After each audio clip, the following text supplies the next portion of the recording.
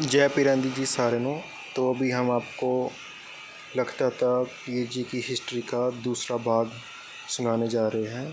तो हम कल पहुँचे थे कि पांडवों ने जहाँ गुफा बनाई थी तो उनकी सफाई करने को कहा और वहीं हमारे नाम के चिराग रोशन करो और धूप बत्ती करके हमारी भक्ति करो।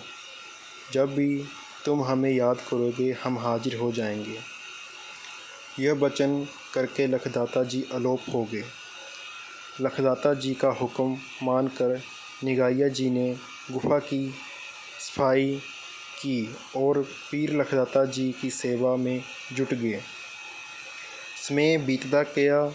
एक दिन निगाइया जी का मन बहुत उदास हो गया और उन्होंने अपने पीर लखदाता जी को याद किया।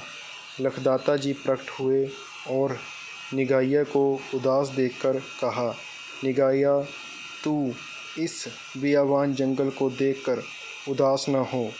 यहाँ हमारा बहुत बड़ा दरबार बनेगा और यहाँ मेले लगा करेंगे। समय आएगा और इस देश का बंटवारा होगा और इस तरफ के हमारे मुरीद यहीं पर माथा टेकने, सुखना सूखने और पूरी होने पर आया करेंगे।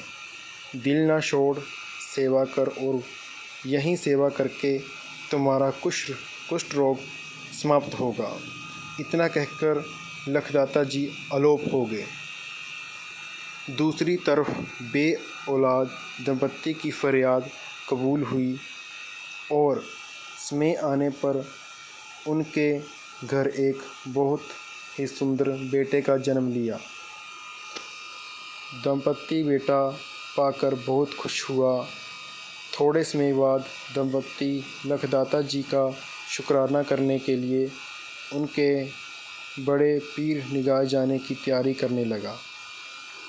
इधर लखदाता जी ने निगाइया जी को दर्शन देकर कहा, पास के गांव में हमारे मुरीद है, उनके घर में कोई औलाद नहीं थी।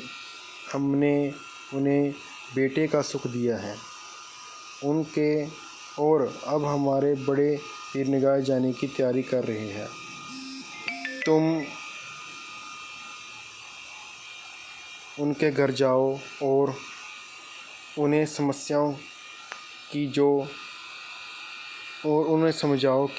जो सुखना का सारा सामान यहीं है, इस गुफा में लेकर आएं और यहीं चढ़ाएं।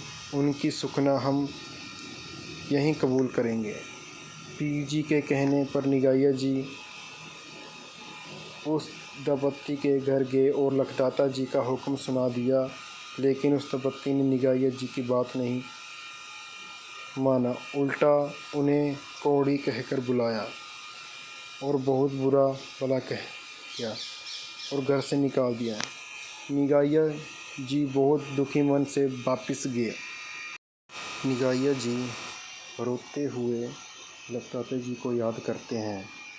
लखदाता जी प्रकट होते हैं और वचन करते हैं कि निगाइया तू अपनी परीक्षा में पास हो गया, अब तेरे सारे दुख दरिद्र कट जाएंगे, तू फिक्र ना कर। जिन लोगों ने तेरे बुरा भला कहा है उनको सज़ा जरूर मिलेगी। वो लोग यहीं पर अपनी सुखना देने आएंगे और तुमसे माफ़ी भी मांगेंगे। अब जाओ और सामने तालाब में जाकर नहा लो, तुम्हारा सारा कुष्ठ रोग ठीक हो जाएगा और वापस आकर दरबार की सेवा निभाओ। यह कहकर पीर लखदाता जी अलोप हो गए। निगाइया जी जैसे ही तालाब से नहाकर बाहर आए, उनका सारा शरीर पहले जैसा तंदुरुस्त हो गया।